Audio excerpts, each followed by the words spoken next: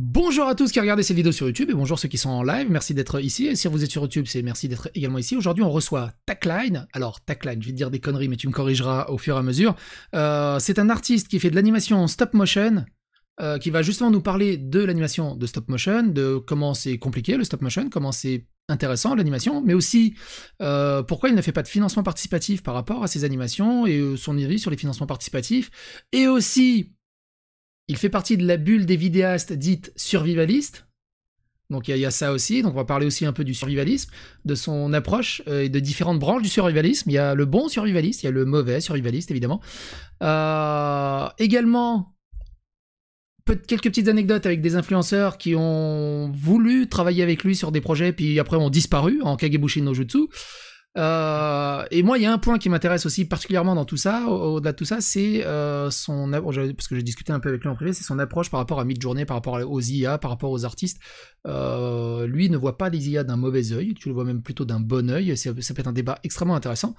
Et voilà, si je me suis trompé, n'hésite pas à me corriger, Tackline. Du coup, je t'appelle Tackline tout le long, ou t'as un nom, t'as un prénom, t'as un Tu peux pseudo? m'appeler soit Tackline, soit Gaël, qui est du coup Ah mon toi, prénom Gaël, ok. classique. D'accord, ok, Voilà, ça c'est marche. toi qui vois.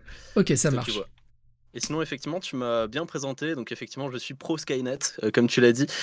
Et sinon, ouais, effectivement, le côté survivaliste, on en parlera. Je dirais plutôt que je fais de la vulgarisation en gestion de risque du quotidien. Donc, un petit peu comment est-ce que tu gères quand il t'arrive un accident de la route, quand tu te fais agresser, quand tu perds ton emploi. En fait, toutes ces choses-là, c'est sur ça qu'on travaille principalement, effectivement. Et on a ce côté film d'animation. Parce que, on va pas se le cacher, mais la vulgarisation en gestion de risque, c'est quelque chose qui est un peu relou et un peu chiant. Donc, en fait, on a ce côté animation pour pouvoir rendre la chose un peu plus sympa et plus agréable à regarder tout simplement. Mais sinon, belle présentation effectivement. Oh, merci. J'essaie de faire au mieux. J'essaie de faire au mieux. Du coup, on va peut-être commencer par le début parce que du coup, t'es dans la bulle. Donc c'est pas survivalisme, mais voilà, c'est survie et tout. C'est pourquoi. Enfin, c'est quoi ton parcours qui t'a amené à te spécialiser ou on va dire c'est ça qui te fait le plus kiffer? Alors en fait, moi déjà depuis que je suis gosse, quand je vois un film, j'ai toujours un petit peu les nerfs, c'est-à-dire que je regarde le film et je me dis: «Ouais, mais pourquoi je suis pas dedans? Qu'est-ce qui se passe là? C'est trop chiant, quoi. Ouais. Pourquoi est-ce que dans Alien, je suis pas en train de chasser l'alien avec un lance-flamme, fait à l'arrache et avec mon petit bip là?» Mhm. Et ouais, du coup, en fait, je me suis dit: «Tiens, c'est cool, comment est-ce que je peux apprendre ça dans la vraie vie?» Donc bah, en fait, j'ai commencé par, l'armée, hein, parce que logiquement, effectivement, dans la plupart des films un peu d'action, bah, il y a des soldats, il y a des combattants et tout. Mhm. Donc j'ai fait un passage à l'armée, pendant à peu près 8 ans. Et en fait, je me suis dit: «Tiens, c'est cool le milieu de l'intervention, mais il y a plein de domaines différents», tu vois? On peut choisir ses classes de personnages, on peut être pompier, on peut être agent de sécurité et tout. Et du coup, en fait, ce que j'ai fait, c'est que j'ai essayé, de toucher un petit peu à tout. Donc j'ai été pompier volontaire, j'ai été agent de sécurité sur site sensible, en plus de l'armée et cetera. Et en fait, tout ça, bah, ça a été vraiment une passion, ce côté, tiens, l'intervention, comment ça se passe, comment, la chaîne de secours, comment elle fonctionne, c'est-à-dire comment le policier intervient, comment ensuite le pompier intervient et cetera. Mhm. Et donc je voulais toucher un petit peu à tout par rapport à ça.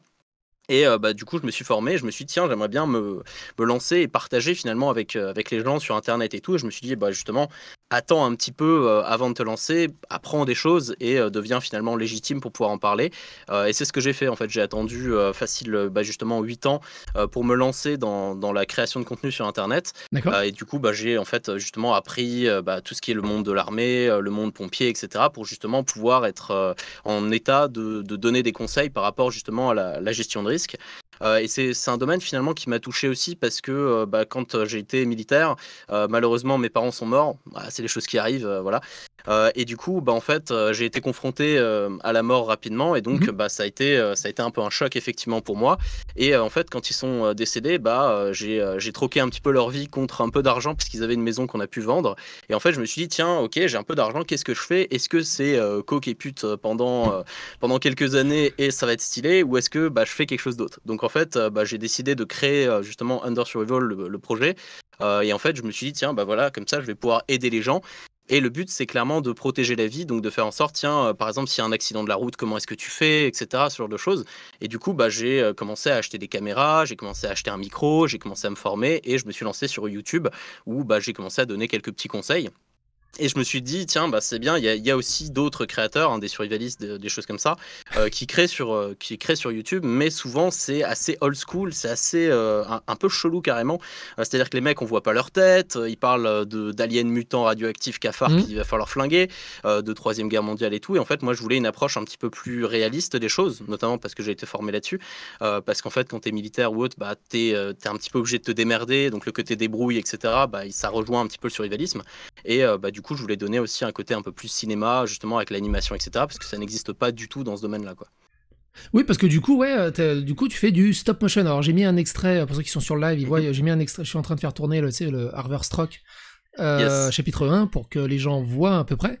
Et du coup, du stop motion. Alors, yes. pour ceux qui savent pas, hein, le stop motion, hein, c'est tout simple, hein, c'est voilà, c'est Gros Mythe, c'est Chicken Run et ce genre de choses. Bon, Tim après, Burton aussi, voilà, Tim effectivement. Burton, évidemment. Mais quand c'est des équipes de fous furieux, c'est un boulot de malade mental, mais toi, tu le fais tout seul. Alors effectivement, donc toute l'animation, je la fais tout seul. J'ai un monteur qui m'aide, heureusement. Mais ouais, c'est justement en fait, moi je me suis dit tiens, j'aimerais faire du cinéma, j'aimerais faire des trucs assez incroyables, trop stylés et tout. Puis après, quand bah, tu te penches un petit peu sur le domaine du cinéma, bah, tu captes que bah, putain, il faut de la thune, il faut des gens, il faut gérer des équipes, il y a les caméras, il y a tout. Donc on s'est dit vas-y, bah, c'est mort de faire du cinéma, trop compliqué. On s'est dit bah, est-ce qu'on peut faire de la 3D? Ouais, sauf que la 3D, je maîtrise que dalle, je suis nul et tout, donc on va pas faire de 3D. Qu'est-ce qui nous reste? Bah, il nous reste la stop motion, donc l'animation image par image. Et on s'est dit, bah voilà, justement, on s'est dit c'est simple et tout, il suffit de prendre un personnage, de le faire bouger, et puis on fait notre film. Et en fait, on s'est rendu compte petit à petit, effectivement, que bah, ok, c'est simple dans la théorie, mais dans la pratique, c'est beaucoup plus compliqué. Mais en fait, finalement, c'est quelque chose qui est assez intéressant parce que bah, on a un côté do it yourself, on a un côté Ouais. qu'on fait nous-mêmes, on fabrique et tout. Et en fait, c'est aussi une technique qui permet de dépenser le moins d'argent possible. Parce qu'on peut fabriquer, on peut peindre, on peut. Voilà, les décors, on n'est pas obligé de les faire à taille humaine et tout. Donc Oui, parce qu'en c'est plus, c'est tout finalement. petit. Non, mais même Ouais, au-delà de ça, je c'est trouve, ça. en fait, je trouve que la taille des décors est ridiculement petite, mais en Ouais, même temps, il y a une finesse des détails qui est assez incroyable. Tout en c'est même ça. temps, moi, ce qui je suis impressionné, c'est la qualité du travail de la lumière, de la photographie, de la mise en scène, qui est vraiment incroyable. Vraiment, Bah, en vraiment fait, ouais, incroyable. c'est en fait les personnages, comme on peut le voir, ils font à peu près 31 centimètres, donc c'est Ouais. assez petit. Et ça pose énormément de problématiques. C'est que déjà, même si c'est petit, bah, ça reste quand même très grand. Parce que bah, le mec fait 31 centimètres, donc ça veut dire que par exemple, une montagne, je dois en avoir une qui traîne là. Oui, forcément, elle est un peu plus grosse, du coup. Ah, voilà, elle est plus grosse, tu vois. Ouais, ouais, bah ouais. On est sur un truc voilà, qui prend de la place aussi. Et on va avoir des problématiques qui sont surtout bah, la caméra, comment est-ce qu'on fait pour la passer? Parce qu'en fait, on filme avec une caméra qui techniquement est obèse. C'est comme si on faisait du cinéma avec une caméra qui fait la taille d'une voiture. Donc la faire passer dans des couloirs, dans des trucs comme ça, c'est Ouais. compliqué. Mais ouais, on va dire qu'il y a pas mal d'avantages parce qu'on peut effectivement tout faire à la main. Il faut savoir que par exemple, ce truc-là, c'est du polystyrène en fait en dessous, tu vois. Et en Ouais. fait, on va venir faire des techniques plastiques pour créer les décors. Mais ouais, c'est pas mal de problématiques aussi qui ne sont pas forcément simples à trouver, puisque moi je suis autodidacte, donc Mhm. par rapport à ça, je me suis formé en me disant tiens voilà mon personnage, je veux le faire bouger, mais j'ai pas trouvé de cours réellement d'animation image par image, de comment est-ce qu'ils faisaient dans les films, même d'effets pratiques. Si on prend The Thing par exemple de Carpenter, comment est-ce qu'ils ont fait leur bestiole, vas-y c'est galère de trouver exactement la composition du monstre et tout, donc ouais c'est beaucoup d'essais, beaucoup d'erreurs pour arriver à trouver quelque chose qui soit beau aussi à l'écran. Parce que c'est ça le problème, c'est d'arriver à quelque chose qui soit qualitatif en étant tout seul aussi, Mhm. effectivement. Et Mm. du coup, bah, au travers de tes animations stop motion, en fait, bah, tu soulèves des sujets sur le survivalisme, et ce genre de choses, quoi. Ouais, c'est ça en fait. Le but du film d'animation, c'est effectivement d'avoir ce côté un petit peu film de science-fiction, du rétro sci-fi pulp et tout, un petit côté jeu vidéo, un petit peu Metro Exodus, ce genre de choses. Et en fait, sous couvert de cet univers-là, on va donner des vrais conseils. C'est-à-dire que Harvest Rock 1, donc l'épisode que tu as Ouais. montré juste avant, bah, en fait, on parle de sport. D'ailleurs, il y a des gens que tu connais comme Gaïs et tout qui sont intervenus dans Ah le, oui, dans le, dans le montage, ouais. il est partout, c'est un Qui truc de fou. il est partout, il est absolument partout. Et du coup, ce truc truc assez particulier, c'est que dans ce Harvest Rock 1, il y a 2 individus, bah, justement, Delavier et Gaïs, qui ont travaillé, en fait, qui sont sur la même vidéo. Ouais, c'est magnifique. C'est magnifique, ouais. C'est et magnifique. Les 2 sont au courant, les 2 étaient OK, c'est bon, on peut apparaître comme côte quoi, à côte. c'est faisable. Voilà, il suffit simplement d'avoir ce côté animation, Tim Burton et tout, et ça marche. Mais ouais, du coup, le but, c'est effectivement que les gens ils passent un bon moment et qu'en plus ils apprennent 2-3 trucs un peu sympas, quoi. C'est-à-dire que toutes les actions qui vont être, par exemple, un mec qui tire sur un autre gars et tout, genre sur des aliens ou je sais pas quoi, bah en fait, toutes les manipulations d'armes seront des vraies manipulations, issues justement de mes compétences par rapport, puisque j'ai aussi un diplôme d'armurier. Donc en fait, finalement, tout va être le plus réaliste possible, tout en ayant quand même un côté cinéma, mais on essaye d'être sur du réalisme, quoi. D'accord. Et moi, du coup, ça donne une proposition qui est assez inédite hein, sur la bulle YouTube, mine de rien, parce qu'il y a de l'animation, il y a des dessins animés, il y a du facecam, il y a des tests. Mais j'avoue, le stop motion, j'ai pas d'autres exemples de chaînes qui fait du stop motion. Et d'allier le stop motion au survivalisme, c'est assez rigolo, comment s'en sortir et ce genre de choses. Ouais, c'est très particulier. C'est une niche extrêmement particulière. Et du coup, c'est ton projet Harvest Rock. Alors, Harvest Rock, c'est le nom de l'épisode 1, mais sinon, ouais, c'est Under Survival, le temps des oubliés, qui en fait, on a vraiment créé tout un univers de science-fiction, un petit peu inspiré de Alien, de l'univers de Giger et tout. Ouais. Oui, parce que du coup, t'as vraiment, c'est pas genre, t'as mis des personnages et t'as juste pris le sujet, il y a tout un univers derrière, il y a toute une ambiance, il y a tout un... C'est ça. C'est ça, en fait, il y a vraiment tout un univers, et même il y a, moi, ce que je suis accro en fait aux easter eggs, donc aux choses qui sont cachées volontairement dans des sites internet et tout. Donc en fait, par exemple, mes personnages, il y en a un qui s'appelle 237. 237, c'est une référence à Room 237, qui est un film qui parle de Shining, par exemple. Il y a plein de petites choses comme ça qui sont cachées dans les créations. Et en fait, par exemple, on va avoir des mecs, j'ai les têtes de Jason Momoa, d'acteurs connus que j'utilise justement en stop motion. D'accord. Genre dans Harvest Rock, même si on le capte pas, il y a Momoa qui est là en garde à un moment. Enfin voilà, c'est des petites choses comme ça. Mais ouais, la stop motion n'est pas utilisée très souvent sur Internet parce que bah, déjà, ça nécessite de la place pour créer les trucs. Ça nécessite aussi d'avoir des compétences en termes de création manuelle parce que bah, finalement, par exemple, des morceaux de murs comme ça, bah, faut les fabriquer. Mais c'est surtout, en fait, c'est la finesse des détails, en fait, c'est incroyable. C'est la finesse des détails, hein. C'est la texture, elle est vraiment d'une propreté hallucinante et c'est vraiment cool, quoi. Enfin, normalement, c'est censé être du travail, on va dire, d'amateur, mais c'est semi-pro, voire pro. Hein. C'est un truc de fou. Ouais. Bah, par exemple, on va avoir... hop. Donc ça, c'est des planches que je suis en train de fabriquer. Et tu vois, en fait, directement, ce que je vais faire, c'est que je vais fabriquer les morceaux de mur, en fait, les briques. Je vais les faire moi-même, et puis après, je vais les coller, etc. C'est exactement ce que dit Michael sur le chat. Il dit, ouais, c'est un artiste Games Workshop. Ouais, c'est exactement ça. Ouais. Bah, en fait, ouais, c'est ça. J'ai fait des Warhammer pendant très longtemps. Ouais. Et je m'inspire justement des techniques type Warhammer, etc. Et je vais par exemple prendre des bâtons de glace et les coller, ça va me permettre de créer des structures, des choses comme ça. J'utilise aussi beaucoup tout ce qui est aérographe et l'impression 3D, en fait. On fait beaucoup d'impression 3D pour justement les décors. Qu'est-ce que je vais avoir Donc, par exemple, des trucs comme ça, tu vois, c'est des espèces de statues que tu peux retrouver dans des jeux comme Scorn ou des trucs comme ça. Et en fait, on les imprime et puis après, on les peint. Et ça permet vraiment d'avoir un travail de précision. Après, cette précision, justement, elle est assez impressionnante aussi, mais elle nécessite, par exemple, sur Harvest Rock 1, on a mis 700 heures de travail pour 21 minutes. 700 heures de travail pour 21 minutes. C'est un truc de ouf, mine de rien. Ouais, c'est clair. C'est un truc de fou furieux. Ouais. Et l'épisode 2 arrive, c'est ça? Ou t'es de produire, ou t'es en train de le produire? C'est ça, on est en train de le produire. Du coup, l'épisode 2, avec en fait, le 1 nous a permis de nous rendre compte de pas mal de problématiques. Tiens, bah, en fait, par exemple, nous, on utilise des petites figurines comme ça qui sont pas conçues pour, parce que bah, par exemple, si tu veux des figurines en vraie animation image par image, bah, tu vas devoir la fabriquer limite à la main et ça va te coûter 700, 800, 900 000 balles, tu vois, donc c'est une fortune. Donc en fait, moi par exemple, là tu vois, genre la tête, dedans il y a du chewing-gum et en fait ça tient avec du chewing-gum, tu vois. Oui, bah, on réduit les coûts. Non, mais voilà, c'est ça, on réduit les coûts. On réduit les coûts et ce qui est intéressant, c'est le côté démerde aussi du fait main qui est toujours intéressant, le côté créatif qui est vraiment impressionnant. C'est ça, en fait, et la stop motion, c'est super intéressant parce qu'on en revient un petit peu à la création des anciens films, comme tu regardes par exemple dans Alien 1. Si on prend Alien 1, qu'est-ce qui fait que le film il fait peur? C'est parce qu'en fait, les mecs ils galéraient avec le costume. L'alien il était ridicule en vrai s'il se déplaçait et que tu voyais vraiment bouger.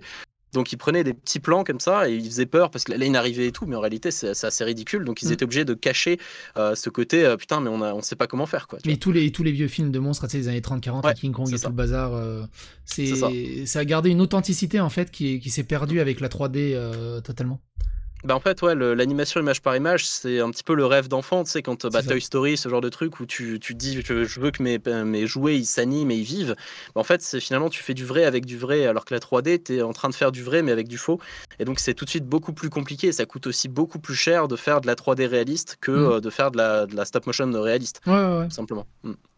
Ah non, mais c'est un truc de fou. C'est vraiment un truc Ouais. de fou. Et du coup, pas de financement participatif pour ce projet? Alors non, effectivement, c'est la particularité, c'est que bah, justement, nous, notre but, c'est aussi d'apprendre aux gens à être résilients, que ce soit au niveau financier, au niveau de tout. Et du coup, on s'est dit, bah, nous, on veut se faire nous-mêmes. Et alors, bien entendu, des financements CNC, des choses comme ça, on va essayer d'aller les chercher. Mais pareil, au lieu d'arriver en disant, voilà, notre projet, ça serait incroyable de faire ça, de faire ci, de machin, on s'est dit, on fait d'abord notre premier épisode et notre deuxième épisode. Comme ça, déjà, on a une conscience réelle de combien ça coûte, de ce qu'il nous faut, etc. On comprend les techniques, on comprend ce qu'il nous faut. Et en fait, ouais, le but, c'est d'utiliser notre propre argent parce que bah, déjà, on a. Quand tu utilises ta propre thune, t'es beaucoup plus investi que si tu te retrouves avec 80 000 € de gens qui t'ont filé de la thune. Tu vois, parce que moi, je vois, j'ai de l'argent. Si tu te dis, bon, là, j'aimerais bien faire tel effet, mais cet effet-là va me coûter 300 balles, bon, bah, ça veut dire que pendant 2 semaines, je vais manger des pâtes, bah, ton effet, tu vas le réussir. Tu vois, tu vois, il y a tout un rapport à la notion de travail aussi. Et ouais, du coup, nous, le but, c'est aussi de pouvoir, ne serait-ce qu'en finalement, au lieu d'arriver en demandant de l'argent aux gens, arriver en fait en leur disant, voilà, ça c'est l'épisode 1, ça c'est l'épisode 2 et tout, et déjà d'offrir en fait aux gens avant de demander quoi que ce soit. C'est le principe de base. C'est comme justement sur l'univers YouTube, beaucoup de gens vont venir demander quelque chose, alors qu'en réalité, la seule façon que ça fonctionne, c'est d'offrir quelque chose. Tu vois.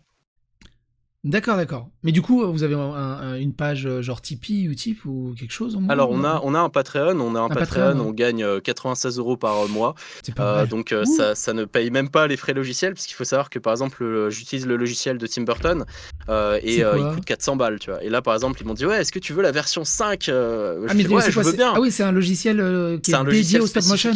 Ouais, c'est ça, que tu vas brancher justement sur la caméra et ça va te permettre d'améliorer ton système parce que sinon c'est une purge. Si tu dois appuyer et tout sur le bouton à chaque fois, c'est chiant. Et donc tu as plein d'options et tout, sauf que par exemple, bah, la mise à jour c'est 500 balles. Tu vois. Oui. Voilà. Du coup, quelqu'un a soulevé 2 questions très intéressantes. C'est combien d'images secondes? Est-ce que tu règles ça avant, après ah oui, tiens, est-ce qu'il y a une règle de frame pour un mouvement fluide à l'image? Alors oui, normalement c'est 24 images secondes si tu veux avoir un mouvement fluide. Ça, c'est les règles du cinéma basique. Toi, t'as décidé à quelle image seconde tu voudrais être? Ça fluctue un peu? Tu sais à peu près où t'en es? Alors, comment tu décides ça? C'est surtout ça, en fait. Ouais. Au début, je me suis dit, vas-y, tu vois, Spielberg en sueur et tout, on va faire du 59 images secondes, le soldat Ryan et tout, machin. J'ai commencé, j'ai fait, ok, il m'a fallu 10 heures pour faire 20 secondes, là, on va réduire un petit peu la frame. Et donc, ouais, c'est ça qui est compliqué, c'est que moi, je le fais surtout à l'œil, parce que, en fait, j'ai aucune compétence de cinéma à la base. Je me suis formé sur Internet, avec mon monteur qui, lui, est issu d'une école de montage. Pareil, il m'a formé sur le montage et tout, mais c'est pas pareil. Mais ouais, sinon c'est vraiment, je le fais à l'instinct, je le fais à l'œil aussi, en mode tiens, ok. Et l'animation, en fait, c'est très compliqué de la rendre fluide, parce que notamment, en fait, par exemple, si on regarde dans Pinocchio, le dernier en date, qui est de la stop motion, les animateurs, ils sont pas un seul, tu vois, ils sont plein. Oui, non, mais c'est ça qui est très galère. C'est que tout seul, je crois que il y a quelques scènes du dernier Wallace et Gromit où c'est quasi fluide, mais genre fluide. Tu sais, tu dis, mais c'est en animation 3D ou c'est en pâte à modeler? J'ose même pas imaginer la galère que c'est, parce qu'il y a le décalage, il y a les trucs, il y a les corrections de position et tout le bazar. Ouais, donc t'as pas spécialement de règles, tu fais à peu près comme ça vient. Voilà, tu cherches pas la fluidité extrême parce que ça serait inutile. Il y a aussi ce charme un peu à la stop motion. D'ailleurs, t'as vu, ça revient avec le Spider-Man. J'ai revu dernièrement le Chapeauté 2 aussi. Il rebalance un peu de stop motion. Enfin, il simule de la stop motion dans des animations 3D qui pourraient être fluides. Ça revient un peu à la mode où ils essaient de trouver des trucs. Mais ouais, tu t'es pas fixé de règles, c'est un peu comme tu le sens, quoi. Ouais, c'est ça. En fait, de toute façon, le nombre d'images par seconde en stop motion va varier entre est-ce que c'est une scène d'action, est-ce que c'est une scène plutôt light ou autre. Il y a des variabilités où tu peux te permettre de moins animer quand c'est plutôt calme et d'animer un peu plus.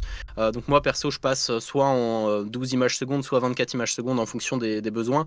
Mais c'est vrai que le côté un petit peu saccadé, bah, ça donne ce côté old school que moi j'apprécie en fait, tout simplement. J'ai un côté très Mmh. old school, c'est pour ça que là, j'utilise un micro Shure 55, tu sais, les vieux trucs là. Hop. Ah, il est trop classe, c'est micro d'Elvis, Ouais, ils c'est sont micro trop de bien. rocker. Exact, exact. Mais ouais, donc j'aime bien ce côté-là et puis c'est surtout que c'est un gain de temps, ne serait-ce que, bah, en fait, si tu fais du 12 images secondes ou du 24, bah, ça double juste ton temps de travail, quoi, tu Ouais, vois? c'est ça, c'est exactement ça. Voilà. Et du coup, t'as eu des gros problèmes, juste comme ça, une anecdote, genre, tu sais, t'es parti, et puis en fait, tu t'es cassé la gueule, t'as cassé le plateau, ou alors t'arrives plus à repositionner le personnage exactement au même endroit, enfin, ça doit être un Ah ouais, enfer. ça j'ai eu des problématiques de fou. J'ai par exemple ma caméra qui a fait une chute de 2 mètres sur le décor qui a tout explosé.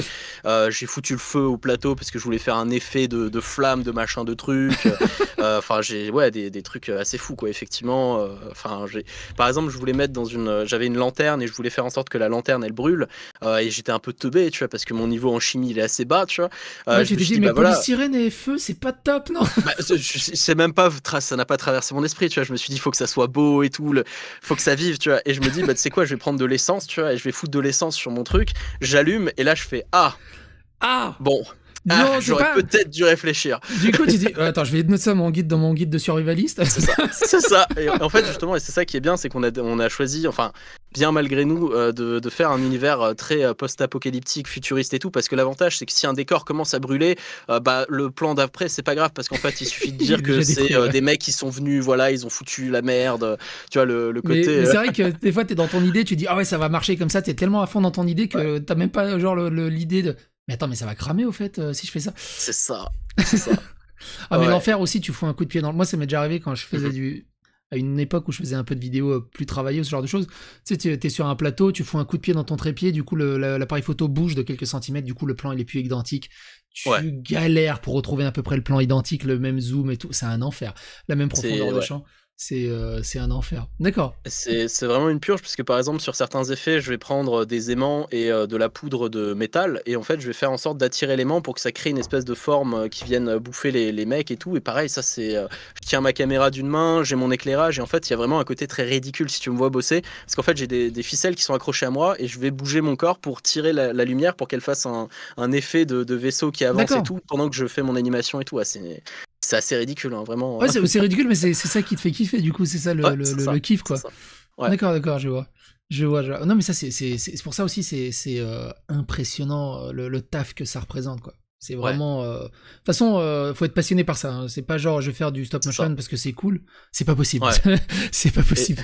C'était pas un et c'est minimum pour ça passionné, que c'est. Hmm. c'est pour ça que ce qui est très drôle aussi, c'est que la plupart des gens captent pas que en fait le stop motion c'est 35 000 euros la minute normalement. Et donc j'ai plein Ah de oui, dans gens une qui société viennent basique, tu veux dire. dans une société basique, ouais, à peu Mhm. près. Et donc il y a plein de gens qui me disent ouais, tu pourrais me faire un truc en stop motion de 15 minutes et tout. Ouais, ouais, enfin Ah oui, tu veux dire ça des serait. vidéastes ou des gens Ouais, qui des veulent vidéastes, dire. des gens qui viennent effectivement voir ça et je suis genre ouais, ok. Et c'est quoi ton budget? Eh, écoute, je te paye en visibilité. Ok, très bien. Ça va être compliqué. Ah ça, les vidéastes qui payent en visibilité, évidemment, il y en a beaucoup. Mais ouais, Ouais, de réclamer, j'imagine, une intro en stop motion de 2 ouais, minutes par ou exemple. d'une minute, mais ça doit être un enfer de production. Ça doit être Ouais, un enfer. c'est.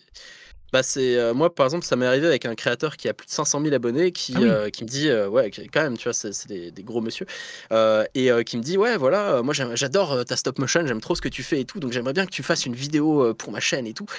Et en fait tu vois South Park, bah tu fais pareil.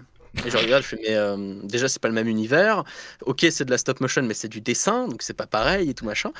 Ah oui, ouais, OK, je comprends et tout machin.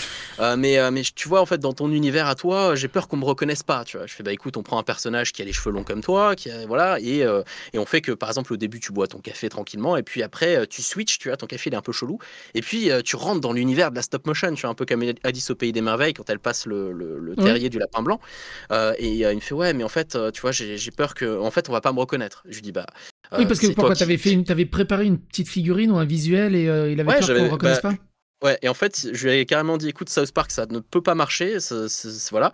Et parce que je lui dis, tu vois, genre, tu veux être reconnu. South Park, tu seras pas reconnu, c'est encore pire qu'utiliser une figurine, parce que c'est du dessin simplifié et tout. Oui, bah oui. Voilà, voilà. Et il me fait, non, non, mais si, je sais.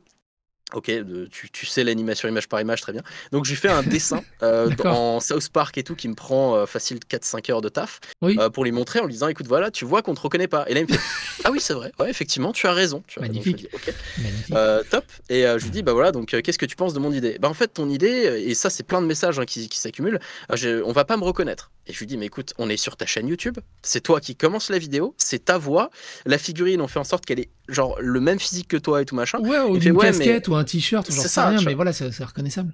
C'est ça. Et il me fait, non, mais l'idéal, ça serait qu'en fait, vous modélisiez en 3D une figurine de moi, puis ensuite vous la faites créer, et Ah ouais, la ensuite on vache! fait. Voilà. Et je suis là, genre, ouais, et ton budget? Bah rien du tout. Mais tu m'as D'accord. pris pour Hollywood?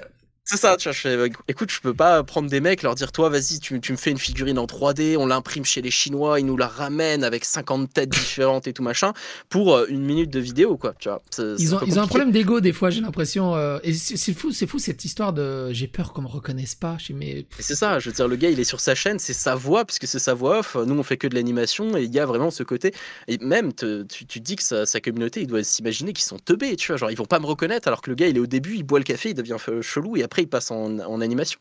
oui, Ce en qui a plus, été ouais, fait t'as la dans plein de transition. films. Non, mais... Ouais. Dans plein de films, il y a eu ça, tu vois. Genre, et c'est compliqué parce que bah, ça, c'est des heures et des heures de négociation et tout machin, tu vois, en mode non, mais tu vois, ça, on peut pas le faire, mais si, mais si. Et tu sens que c'est le mais si, j'ai 500 000 abonnés, donc je sais. Oui, ouais, Ouais, mais mais c'est pas ça. parce que t'as 500 000 abonnés que tu sais faire de l'animation, C'est sinon ça, tu c'est serais pas en train de me demander. C'est ça, c'est les expertises. Ah, mais le coup qui te demande une modélisation en 3D, puis après une impression au bout d'un moment.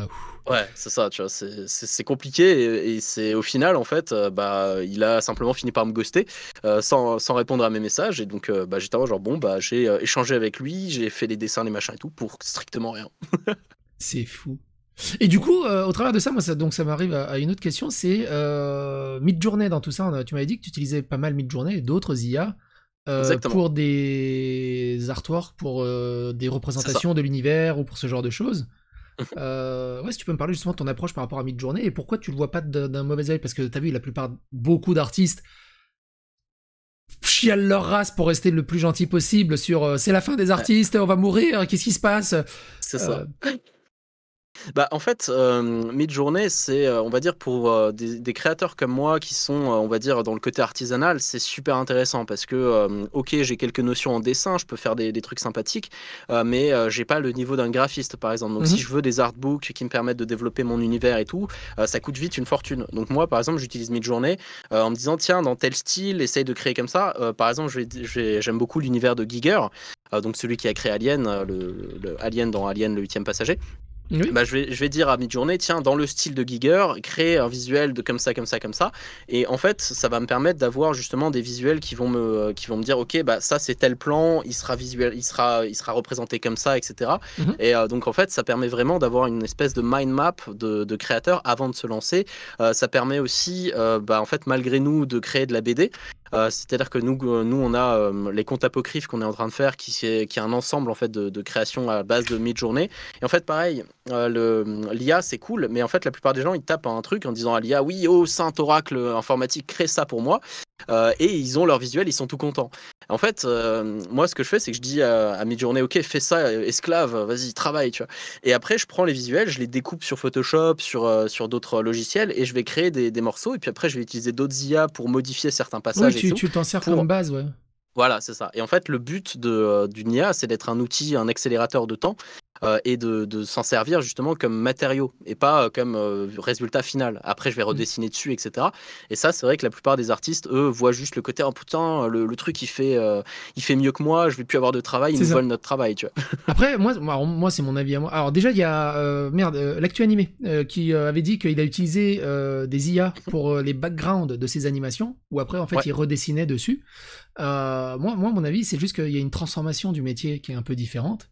Les artistes qui disent ouais, mais on va plus faire appel à moi, euh, c'est horrible, mais tu te dis mais de base, une personne qui fait un appel à une IA, de base, elle aurait pas fait appel à toi en fait, à la base en fait.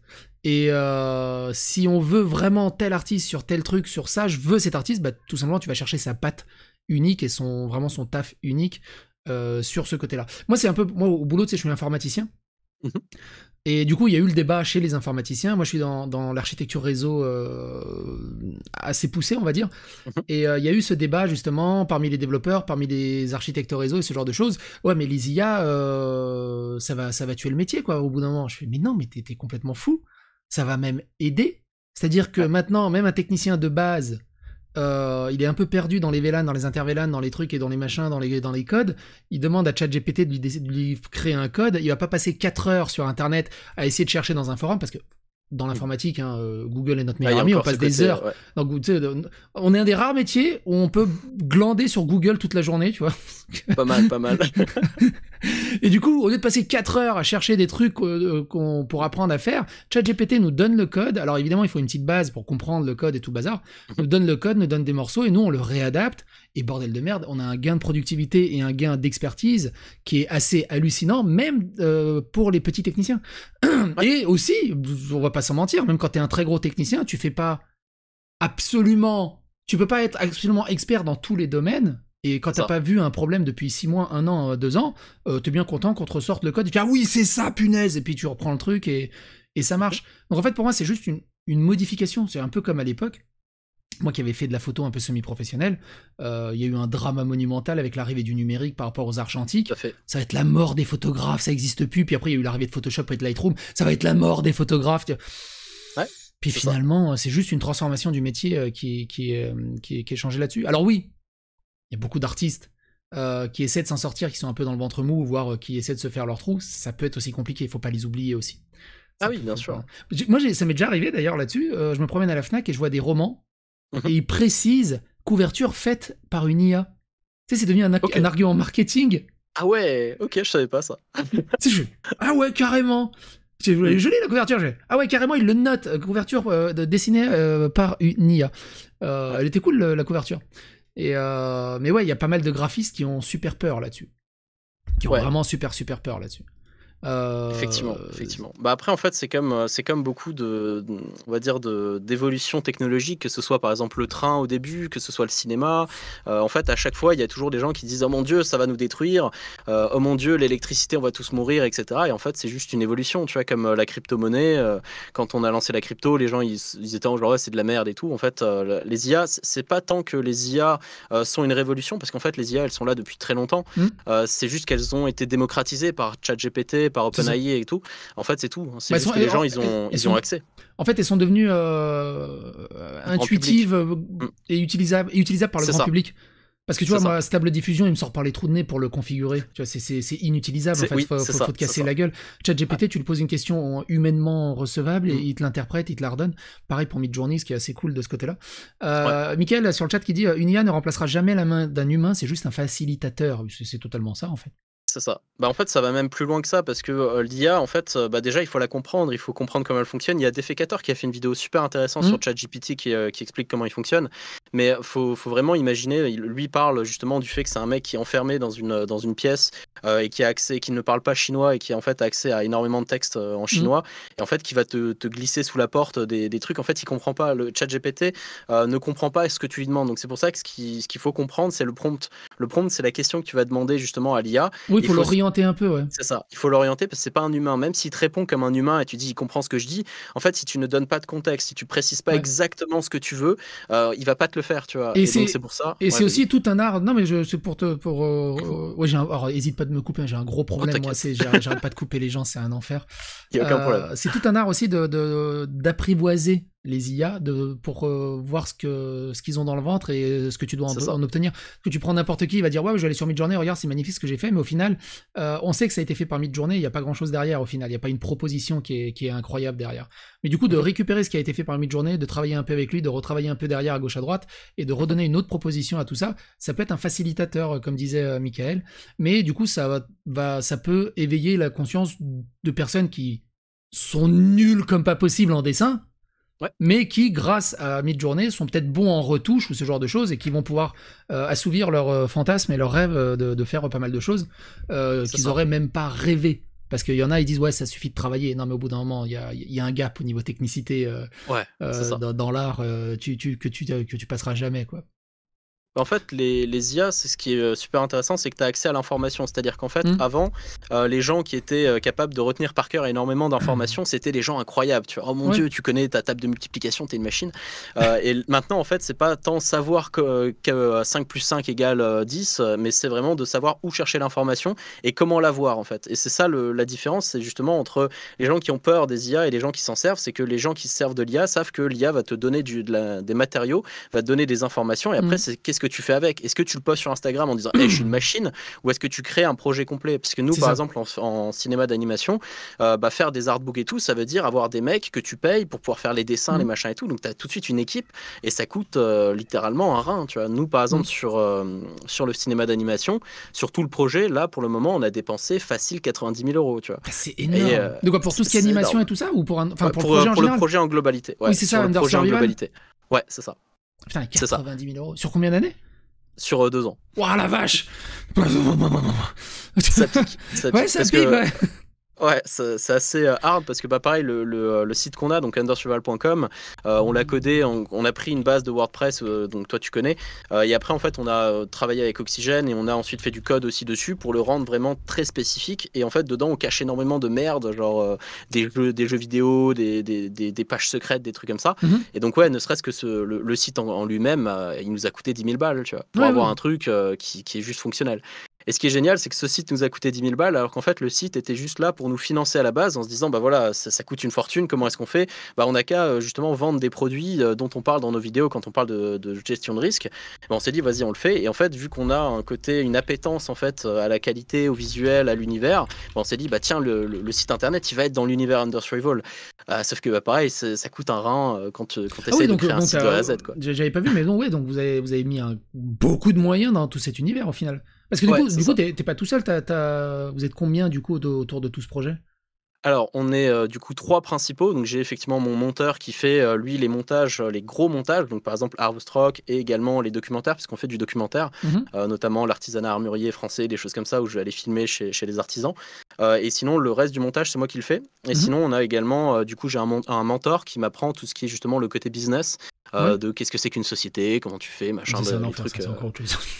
Voilà, bah, on pourra en parler aussi de l'aspect société et tout. Et du coup, oui, t'as une boutique au travers de ton site internet, bah, du coup, qui rapporte un petit peu, j'imagine. Mais évidemment, vous ne rentrez pas dans vos frais. 90 000 € sur 2 ans, non, c'est mort. C'est ça. En fait, c'est la problématique, c'est que de 1, on rentre pas dans nos frais, et de 2, en fait, c'est carrément qu'on essaye d'avoir des tarifs le plus bas possible. Sauf que du coup, on se bat contre des concurrents qui sont bien plus gros que nous et donc qui ont des volumes d'achat qui sont. Tu vois, toi, t'arrives et tu dis ouais, j'aimerais bien un couteau, et à côté, t'as le gars, il fait ouais, je vais en prendre 5 000. Donc les prix de vente sont pas les mêmes. Et à côté de ça, en fait, on fait tout un travail aussi à la main par rapport aux clients. C'est que nous, on veut que les clients ils puissent rester pendant plus de 10 ans chez nous, que ça soit régulier. Donc en fait, je suis un peu teubé, donc je fais des lettres noires. C'est-à-dire que je prends des lettres, je les peins à l'aérographe et je vais en fait je vais les cacheter à la cire et tout. Je vais faire des codes secrets, des machins. Je dois en avoir qui traînent. Hop. Alors, ça doit être ici. Tu vois, par exemple, je vais faire des lettres comme ça. Tu vois, genre tu les reçois quand tu commandes chez nous. Ouais. Et en fait, il y a carrément une énigme. Donc ça, c'est une énigme qui est passée. Donc en fait, tu as ici plein de chiffres. Et là, tu as un texte. Si tu comptes les mots, et que là, tu vois que c'est écrit 24, 23, machin. Donc tu prends le 23e mot, le 46e, le 50, et en fait, ça te donne un texte alternatif qui te donne une page sur notre site qui n'est pas indexée. Et donc, voilà, tu vas dessus. Et en fait, dessus, tu vas avoir des mini-jeux, des casse-têtes, des trucs pour avoir des trucs gratuits en plus. Tu vois. Et donc, il y a tout un aspect, justement, de gestion utilisateur où les gens, quand ils sont sur le site, ils n'ont pas forcément besoin d'acheter. Ils peuvent se balader, découvrir des trucs. Voilà, il y a des audios, il y a un côté jeu vidéo, en fait, un peu interactif. Voilà, tu vois, genre même la page 404, l'erreur 404, quand tu arrives dessus, bah en gros, il y a moi qui te dis mais qu'est-ce que tu fais? Va pas au-delà de la zone sûre, il y a des mutants, tu vas crever, donne-nous d'abord ton argent, on revient et tout. Enfin voilà, tu vois, on a un côté drôle aussi par rapport à ça. D'accord, vous avez tout pensé pour garder une espèce d'univers cohérent un peu sur toutes les approches, quoi. Ouais, en fait, l'idée, c'est que la boutique, elle s'inscrit justement dans cet univers un petit peu science-fiction, et donc il y a ce côté, bah, justement, tu reçois ta lettre noire, même quand tu commandes, t'as des mails comme ça qui te disent, ou t'as un mec qui dit, ouais, nos porteurs guerrois, loin des bêtes de la terreur pour t'amener tes trucs et tout machin, donc t'as vraiment un côté jeu vidéo interactif, où finalement, après, t'achètes tes trucs, quoi. D'accord. Et du coup, ce qu'on avait noté, c'était... Ah oui, c'était... Du coup, vous avez créé une boîte en SAS, en auto-entreprise, en quoi? En quel format? Alors en fait, donc j'ai commencé en tant qu'auto-entrepreneur au début et Ouais. je suis passé en société, donc effectivement une SAS. Ouais, c'est déjà le jour et la nuit, puisque souvent il y a beaucoup de créateurs de contenu qui vont arriver en disant ouais non mais moi je suis chef d'entreprise machin et tout. Les gars sont en auto-entreprise, c'est pas pareil. Non, c'est pas pareil. Ouais. Moi, Auto-entrepreneur, voilà. j'étais C'est facile. auto-entrepreneur quelques Mhm. années, puis là, j'ai une vraie société maintenant. C'est différent, ça n'a rien à voir. Ouais, ouais. Quand tu es auto-entrepreneur, c'est un petit peu le niveau ultra débutant. Je C'est veux ça. dire, tu déclares une fois par mois tes revenus et puis tranquille, quoi. C'est ça. Quand tu es en société, bah, déjà, tu T'es en as un slip. capital social. T'es en Voilà, slip. déjà, tu es en slip. Tu as un capital social à sortir. Donc, nous, on est à 1000 balles de capital social. Après, tu as Mhm. une comptabilité aussi à faire. La particularité, c'est que le projet, il est assez complexe aussi. C'est que bah, moi, j'ai un diplôme d'armurier. Diplôme d'armurier qui m'a coûté 6000 balles. Voilà, hop, Mhm. c'est fait. Ensuite, bah, du coup, quand tu es armurier, bah, c'est très très vilain parce que les armes, c'est pas bien. Donc, Ah oui. tu veux un comptable. Moi, je m'y attendais pas, mais j'appelle le comptable et ils me disent non, mais monsieur, vous vendez des armes. Je veux dire, on peut pas. Tu vois, en mode, les mecs pensent que je vais vendre des AK au black dans une cave, tu vois.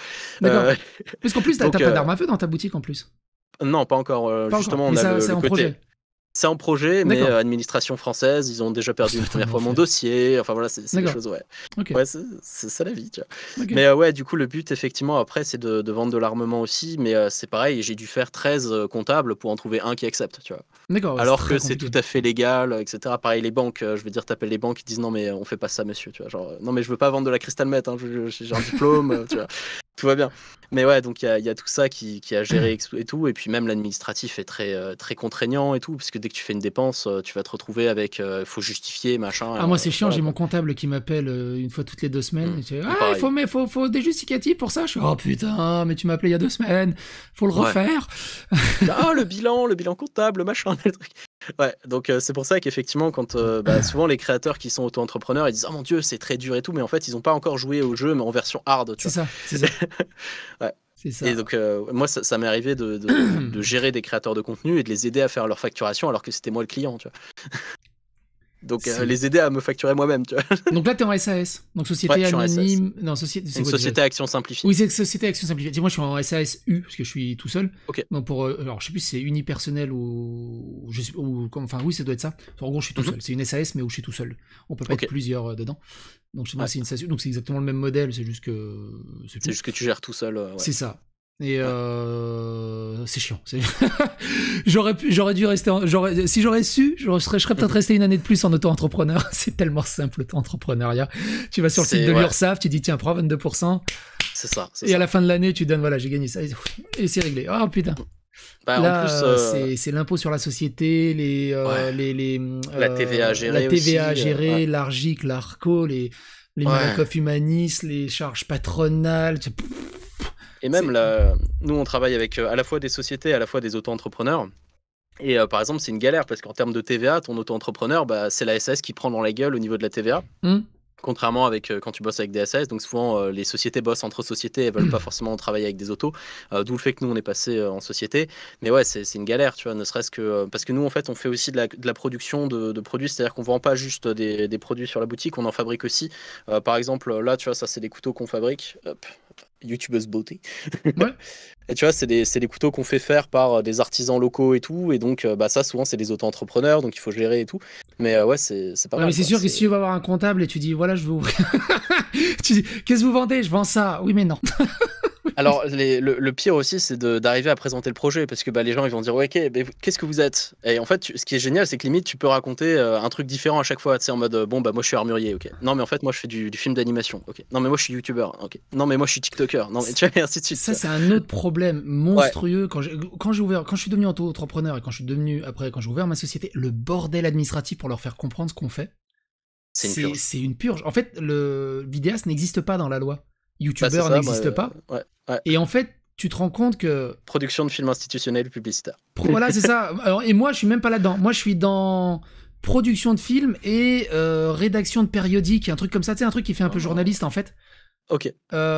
Techniquement, je pourrais demander ma carte de journaliste en fait. Faut que tu fasses ça, Mais en fait, c'est là que tu te dis, il y a un concept qui est très compliqué parce que, en fait, tout est tellement décortiqué parce qu'au final, toi, au travers de ton animation, ou même moi, en tant que simple vidéaste, on est écrivain, on est script, on est scénariste, on est chef opérateur lumière, Exactement, on ouais. est ingénieur son, on Chef est décorateur, chef ouais. décorateur, on fait tellement de métiers en même Secrétaire, temps. tout, ouais. Tellement de métiers en même temps, animateur, voix off, enfin, bref, Ouais.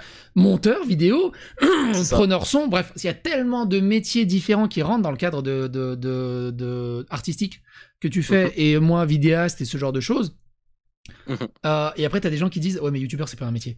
S'ils savaient, rien que ce live, en fait, rien que ce live, de C'est savoir toutes les connaissances qu'il y a à mettre sur le papier pour gérer ce live, et puis après gérer en direct ce live avec tous les equaliseurs, les scènes et tout le bazar, ça c'est demande une une purge. habitude. C'est une purge. Au début, c'est une purge. Ouais. Après, tu prends l'habitude. T'as une expertise là-dedans. En fait, moi, ce que j'aimerais généralement, ce que je dis, c'est simple. Fais-le. Ouais. Fais-le. Ouais, Fais-le. c'est ça. Vas-y, C'est ça. fais une vidéo. Fais des vidéos, tu verras. Vas-y, ouais, je vais en faire. Et puis généralement, ils font une vidéo ou deux, ils voient la galère que c'est, et puis après, ils disparaissent. Et le pire, moi, c'est que j'ai des créateurs, tu vois, qui viennent pleurer dans mes girons, on va dire, et qui me disent non, mais tu comprends, tu vois. Souvent, c'est des TikTokers d'ailleurs, je leur passe le bonjour, qui viennent et qui me disent non, mais tu vois, genre l'acte de création, c'est quand même compliqué, tu vois. Moi, je passe au moins 20 minutes par jour à créer du contenu. Et je les regarde et je fais, Où ils ok. dansent comme ça. Voilà, c'est ça, où ils dansent et tout. Et du coup, je regarde et je fais, bah, tu vois, l'intégralité de ta chaîne, ok, t'as 130, 140, 150 000 abonnés. L'intégralité de ta chaîne, c'est même pas Harvest Rock, en fait, tu vois. Non, mais c'est Et ça. en plus, genre à côté, nous, par exemple, moi, je fais une vidéo par jour sur TikTok, avec les shorts YouTube et tout machin, et je me plains pas, tu vois. Non, mais Ça- oui, Ouais. non, c'est ça. Pour le coup, YouTube, quand juste des TikTok ou de réaction, il n'y a pas grand chose à faire quoi dessus. C'est Ouais, pas de la c'est ça. création. C'est C'est du ça. lifestyle, quoi. C'est vraiment du lifestyle. Je upload ce truc. Après, il y a aussi des trucs créatifs sur TikTok qui demandent un peu plus de travail. Bah, c'est ce que nous on fait justement avec le côté self-défense et tout, où on va donner des techniques, gestion de conflits et tout. On essaye de le faire aussi, ouais, clairement. Ouais. Clairement. Et du coup, j'imagine que tu as contacté pas mal de youtubeurs, tu as eu pour faire parler de ton Oh. projet, pour ce genre de choses. Si tu veux tourner un peu autour de tout ça. Bah écoute, ouais, avec plaisir. Donc ouais, on a vraiment contacté. Moi, je suis passé un petit peu en mode autiste de la force. Hein. Genre, il y a des mecs, par exemple, que je contacte régulièrement. Tu vois, je leur envoie des messages. Et ce qui est génial, c'est que par mail, en fait, t'as la magie des traceurs mail. Donc, tu vois un petit peu si les gens ouvrent tes Ah, c'est mails. faisable ça. Je savais même pas que c'était Ouais, faisable. tout à fait. D'accord. Tu peux utiliser par exemple MailerTrack, des trucs comme ça, et tu vois en fait justement les gens qui ouvrent tes mails. Et donc il y a des mecs, genre je leur envoie des messages. Par exemple, ouais, il y a des mecs, j'en ai envoyé 10, 15, 20 messages. Par exemple, Oussama Hamar, j'en ai envoyé une dizaine à peu près, tu vois. Ah Et oui. du coup, ce qui est génial, c'est que ces mecs-là ouvrent les mails une première fois, une deuxième fois, une troisième fois et tout, et ne te répondent pas. D'accord. Et il y a aussi une évolution qui est géniale, c'est entre le commencement, quand tu débutes et que tu es petit créateur qui sert à rien et que tu montes, parce que nous là on est à 40 000 abonnés sur TikTok, on Ouais, est à c'est pas 10 000 mal, sur hein. YouTube et tout, ouais, c'est plutôt pas mal. Mais il y a aussi une vision un petit peu différente des créateurs. En fait, on voit que le nombre d'abonnés il influe énormément. Moi, il y a Ah des oui. créateurs qui m'ont dit écoute, va crever, ça leur dure, façon de parler. Et bizarrement, quand tu arrives et que tu dis ah, mais tu vois, cette vidéo elle a fait 1,1 million. Bah, c'est quoi en ton fait, projet, j'ai au du fait temps. C'est ça, j'ai du temps, ça c'est incroyable, C'est tu trop vois. Mon ça. hamster, il a fini la piscine, là, c'est top bien. C'est tellement ça. C'est tellement Ouais, ça. ouais, Tiens, c'est j'affiche clair. ton TikTok. Ça marche. Mais ouais, ça aide hein, quand tu dis ouais, j'ai 40 000 abonnés. Moi, c'est pareil. Hein. Mm. C'est qui Ah, c'est on bizarre, s'en hein. fout de toi. Il a 200 000 abonnés. Ouah, mais moi Ah bah, j'ai 2 millions viens, d'abonnés. viens, Non, c'est genre moi ça. ce qui m'est arrivé une fois, je m'étais pris la tête avec un influenceur il y a longtemps maintenant. Ouais. Il me dit ouais, t'es qu'une petite merde là, tu fais des vidéos à 10 000 vues. À l'époque, je crois que j'avais 80 000 abonnés. T'as que 80 000 abonnés, j'en ai 1,2 million, qu'est-ce que tu veux? Et moi, je lui ai juste dit, tu fais 100 000 vues sur le mois, je fais 4 millions de vues sur le mois. Tu veux qu'on rediscute? Il était un peu plus ouvert d'esprit d'un coup. Bah, c'est ça. Mais c'est ça qui est chiant, c'est qu'il change tellement en fonction des chiffres. C'est Ouais. tellement chiant, quoi. C'est tellement chiant. Bah ouais, complètement. En plus, moi j'ai la particularité, vu que je suis une société qui fait de la vente d'équipements tactiques et tout, bah, j'ai à la fois le côté créateur de contenu et à la fois le côté société. Donc je fais par exemple des sponsors. J'ai sponsorisé Zioclo. D'ailleurs, c'était assez drôle parce que bah, T'as sponsorisé Zioclo?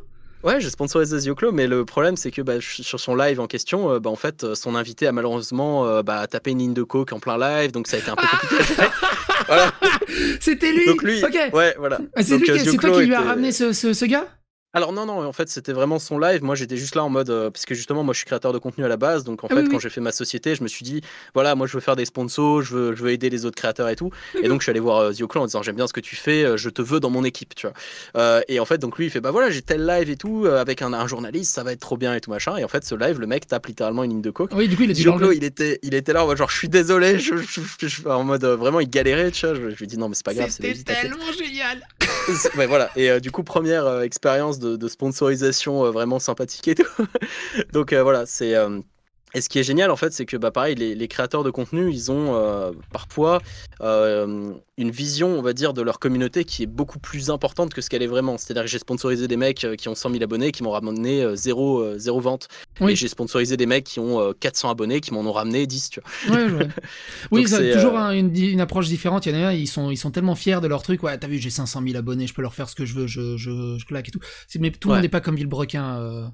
c'est ça. Villebrequin, il a fait, oh, on a 15 000 places de plus ça va, pour le Merguez Tuning Show. Ah merde, c'est vendu. Ça va un quart d'heure, le Ouais. truc était vendu. C'est un truc de fou, Villebrequin, l'engouement et l'engagement, en fait, de la communauté.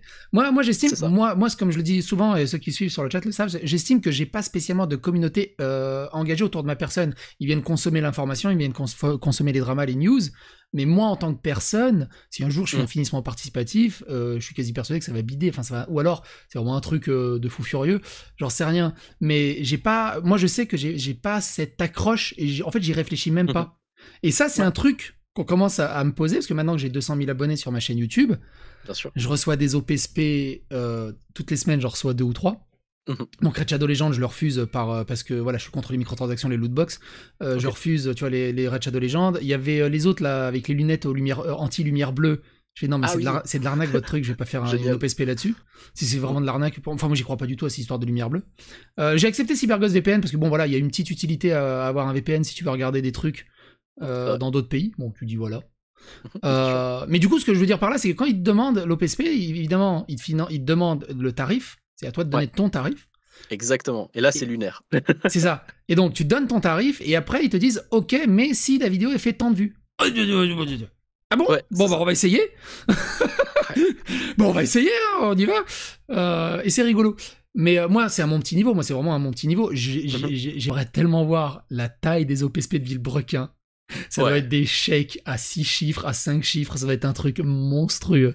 Ça va être vraiment un truc monstrueux. Après, c'est génial. Est-ce que font Villebrequin? Mm. C'est pas un reproche. Mais y a ce côté OPSP où forcément, t'as des chiffres qui viennent sur la table. Ouais. Et t'as des vidéastes Mhm. qui essaient de survendre leur communauté alors qu'en fait, elle est pas là, leur communauté. Ouais, bah ça m'est arrivé justement où souvent, en fait, ce que je vais faire, c'est que je vais leur dire, ouais, voilà, j'aimerais bien te sponsoriser et tout machin. Et les mecs, ils vont me dire, bah, par exemple, j'ai un mec qui a 2 fois moins d'abonnés que toi, donc 100 000, qui me fait, écoute, bah ouais, je t'ai fait une vidéo, t'inquiète et tout, 30 secondes où je parle de toi, 1500 balles. Ok, ouais, ça marche. Le 1500 mec, balles pour un mec 1500 balles qui a pour combien un mec qui a d'abonnés? 100 000 abonnés, tu vois, Ah, il 100 000, donc la abuse. moitié, ouais. Et je le regarde et je fais, mais gros, là, par exemple, tes vidéos en moyenne, elles font 20 000 vues, genre 1500 balles pour 20 000 vues, autant que je fasse moi-même, tu vois, je les fais les 20 000, il n'y a pas de souci. Du coup, le mec, il me fait, ouais, non, mais si tu veux, je peux rajouter Instagram, 500 balles le post, et je Non mais regarde et voilà, je fais, lui mais c'est gros, tu vraiment fais 40 likes c'est sur tes posts vraiment Insta, quoi. l'influenceur dans ce qu'il y a de plus dégueulasse en fait qui existe. Ouais, Tu sais, tu dis mais gros, je c'est suis pas ça. NordVPN, moi si t'arrives à arracher 1500 balles à NordVPN, c'est bien, mais Bah ouais. faut faire la différence entre des grosses boîtes comme CyberGhost VPN, VPN, Red Shadow Legends, Mhm. World of Tanks ou des trucs comme ça qu'on en bouffe non-stop et des Exact. créateurs au final. Ouais. Enfin, il y a une mesure, une limite quoi, on va dire. Bah c'est ça, en fait. Bah, te rappelles, Et le. attends, dans le même truc, c'était Papacito, il avait demandé 5000 balles à Zioclo s'il voulait venir en interview. Ouais. Maintenant, il avait demandé 15 000, non? Ou 15 De 000, ouais, c'était tête. un Ouais, truc, enfin, c'était 15 un 000. truc hallucinant, c'était un truc Ouais. hallucinant. Et ce qui est génial, tu vois, c'est que ce mec a 100 000, genre à côté, j'ai des mecs qui ont 300 000, qui voient le projet et qui me disent, bon, ok, normalement, j'ai des tarifs à 10, 15 000, mais bon, vu que ton projet il est stylé, je te le fais à 1000 balles, tu vois. Ouais. Et là, tu te dis, le gars, il a 3 fois plus que celui qui me dit Non, mais c'est 1500. ça, il y a vraiment de tout, quoi. Et le truc, c'est qu'en fait, le gars, il me sort, non, mais tu vois, ce qui est génial, c'est que tu vas faire des centaines de ventes, de machins, de trucs et tout machin. Je lui dis, bah, si t'es tellement sûr qu'on va faire des ventes, ce que je te propose, c'est que je te file un pourcentage sur les ventes. Je te file 20% sur toutes les ventes que tu fais.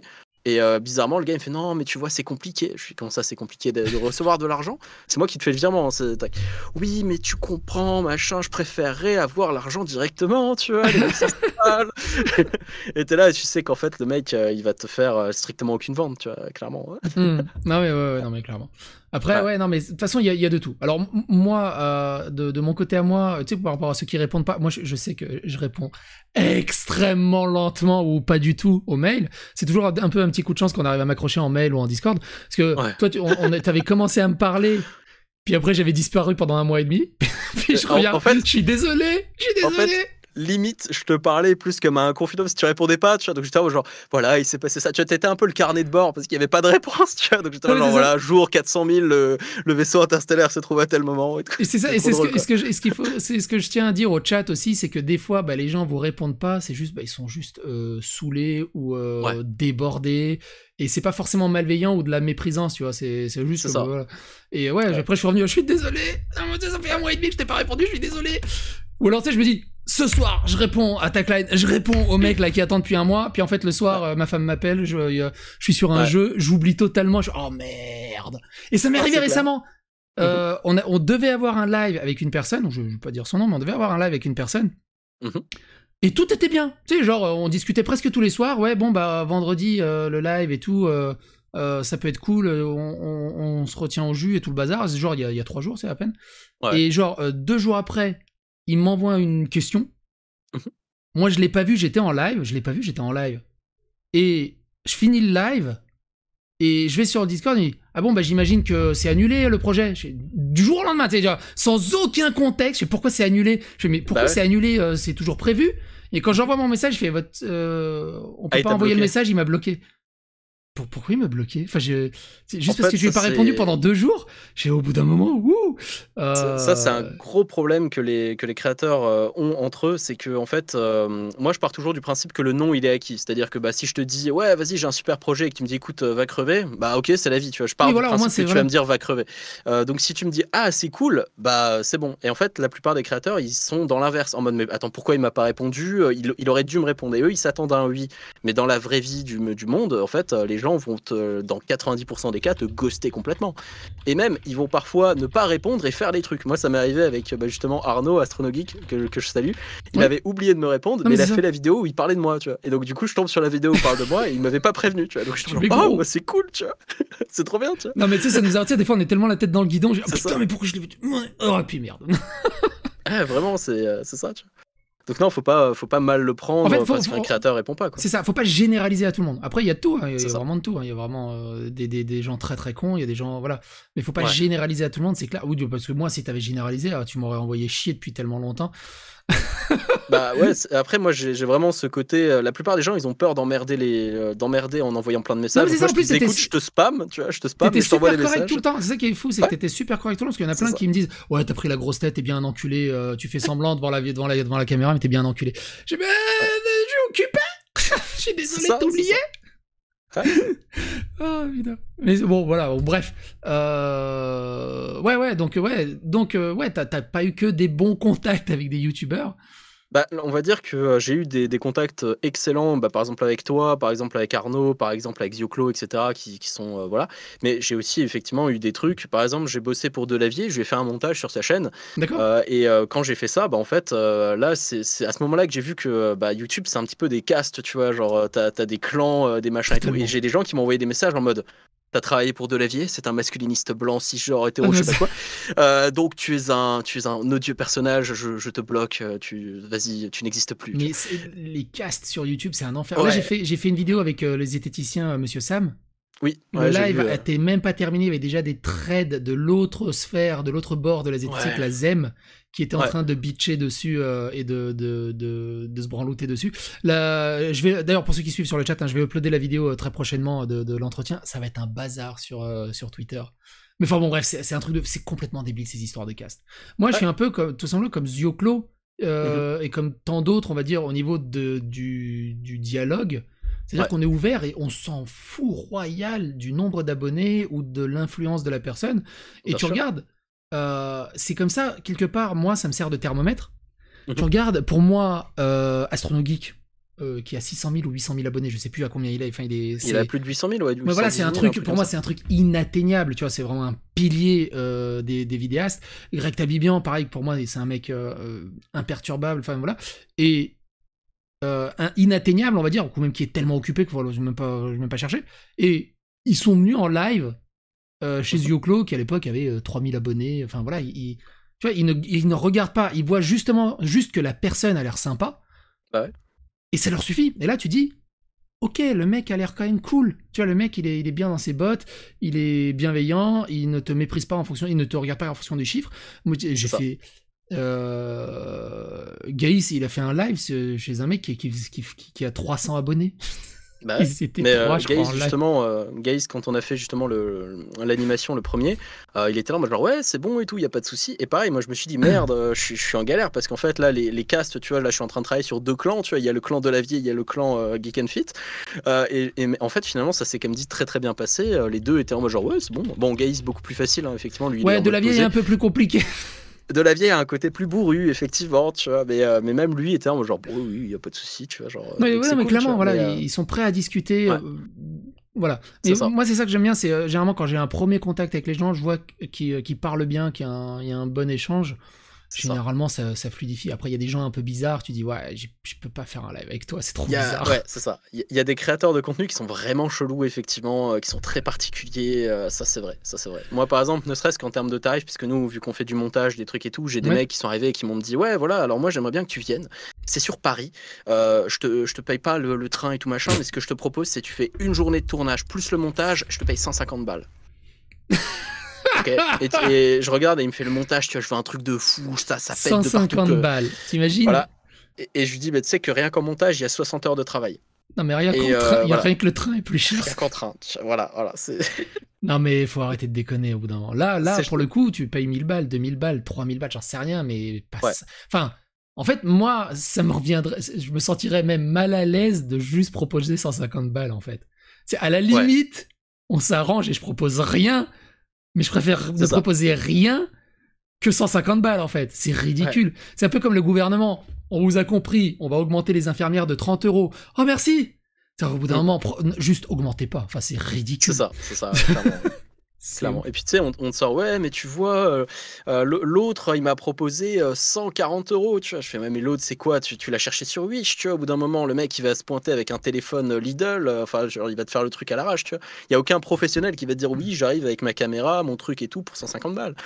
Ça n'existe pas dans la vraie vie, C'est tu vois. incroyable. C'est Ouais. incroyable. Ah, Incroyable. c'est assez cool. Ouais, c'est.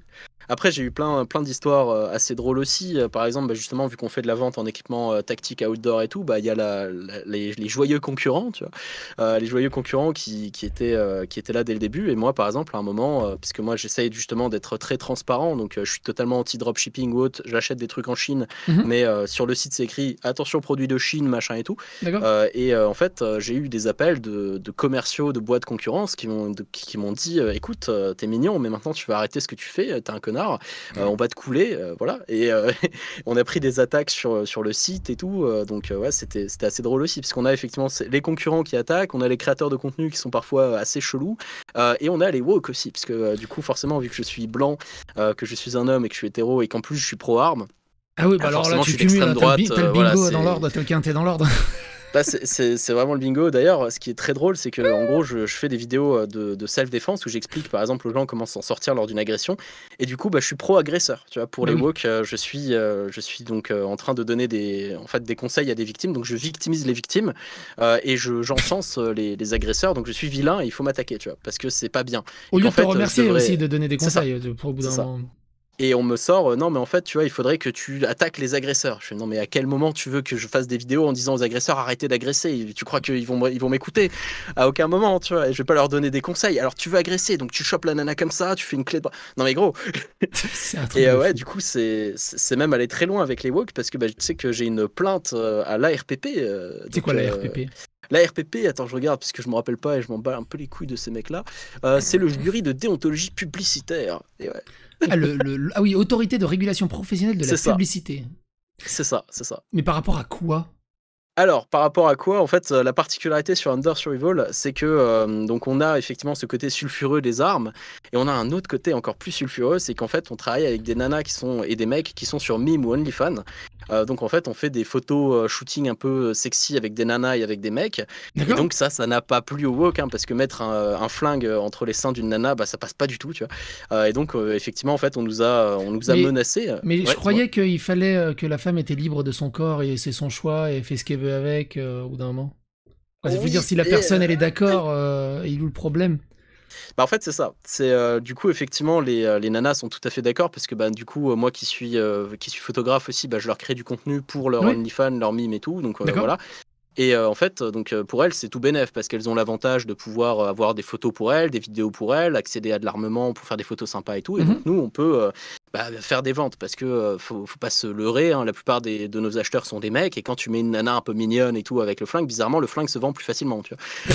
C'est la C'est base. trop con, Et mais oui, c'est pas faux. c'est con, tu vois, mais voilà, qui suis-je pour lutter contre la nature humaine, tout simplement. Non, mais oui, non, mais clairement, clairement. Et en fait, du coup, ouais, effectivement, on m'a menacé en me disant non, mais tu vois, tu utilises le corps des femmes et tout comme objet pour vendre tes armes et tout. Et sachant que c'était même pas encore de l'armement, c'était des couteaux, des Ouais. trucs comme ça, du matos outdoor. Et du coup, ouais, on m'a dit écoute, il faut que t'effaces tout parce que sinon, quelqu'un pourrait porter plainte contre toi à la RPP machin et tout. Et donc, je leur ai dit écoute, vous êtes mignons, mais genre, je m'en bats les couilles. Et du coup, bah ouais, la plainte a été déposée, la plainte a été acceptée et tout, en mode oui, je me sers du corps des femmes de manière honteuse et tout. Et j'ai même reçu un mail en mode très langage, on va dire juridique et tout. Ouais. Alors que les mecs, c'est une association, c'est un BDE, tu vois, les mecs, c'est une association presque étudiante, tu vois, tellement ils ont aucun D'accord. pouvoir de quoi que ce soit. Et en fait, ouais, il y a une espèce de menace en fait du mail, tu vois. Ils disent ouais des trucs fous et tout. Je pourrais te le lire si tu veux après. Et en fait, ils Non, essaient de faire juste peur aux résumé, ouais, sociétés. c'est très bien. Ouais. Mais il y en a Euh, beaucoup qui sont à l'intimidation et à faire peur, hein. ah, c'est ça en fait, c'est ça. C'est que le truc, tu vois, c'est qu'ils te disent affaire, numéro, machin truc et tout, courrier recommandé avec accusé de réception alors que c'est un mail. Monsieur, nous vous informons que suite à une plainte en date de machin, notre attention a été attirée sur votre publicité, donc nous vous joignons une copie. Déjà, les mecs comprennent pas que, tu vois, genre ils me font ouais, votre publicité, alors qu'en fait, c'est la fiche produit sur mon site internet, tu vois. Hmm. C'est pas vraiment une pub, tu vois, enfin, c'est mon site, tu vois, Ah, je c'est peux un pas truc de faire. dingue. Voilà. En fait, les gens passent leur temps à s'indigner sur tout et n'importe quoi. C'est un truc de fou. Tiens, C'est ça, c'est sur ça. le chat, il y a The Yoclo qui dit dis-lui que j'attends mon nouveau placement de produit.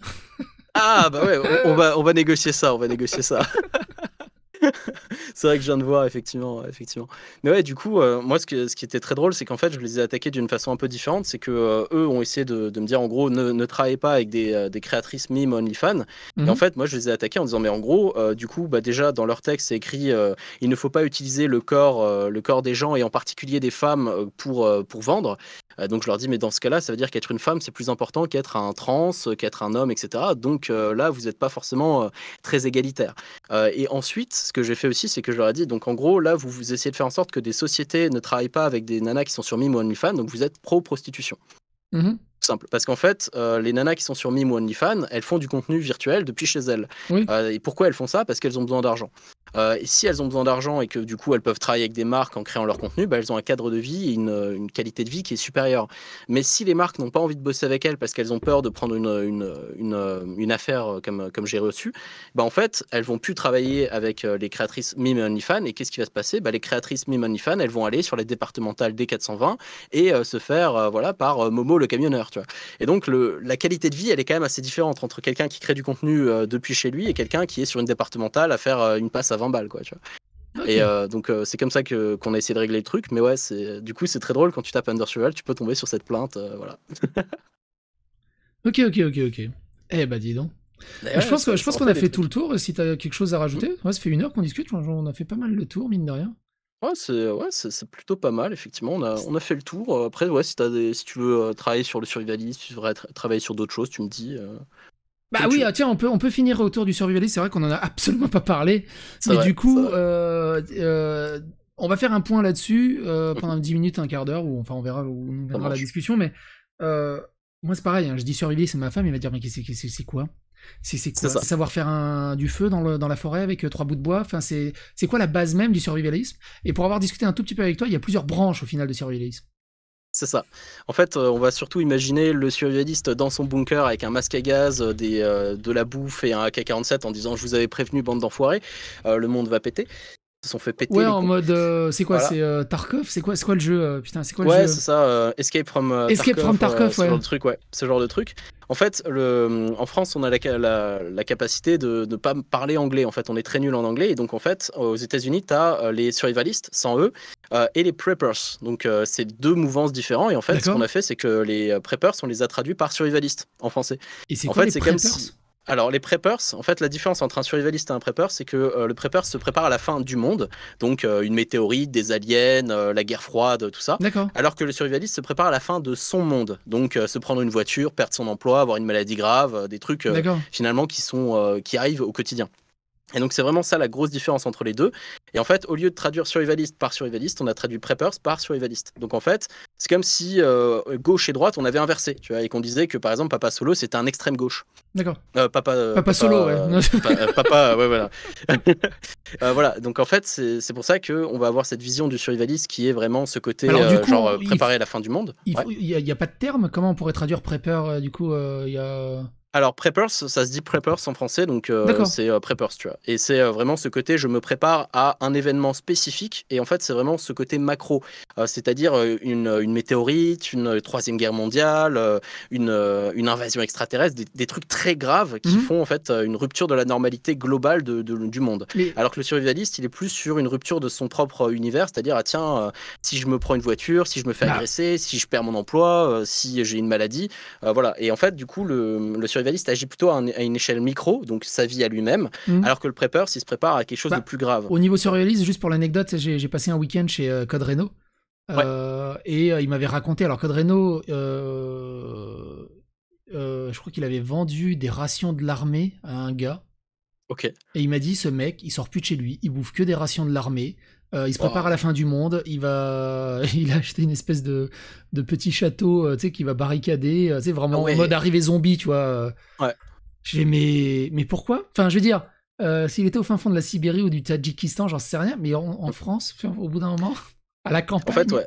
C'est ça le gros problème, et en fait c'est pour ça que nous on a viré de bord un petit peu. C'est qu'au début moi je parlais de survivaliste, mais j'ai vite vu que les gens imaginaient les gars avec des bunkers et tout, donc ça a été très compliqué parce qu'il fallait passer son temps à dire non mais en fait on n'est pas là pour exploser des cafards mutants radioactifs géants.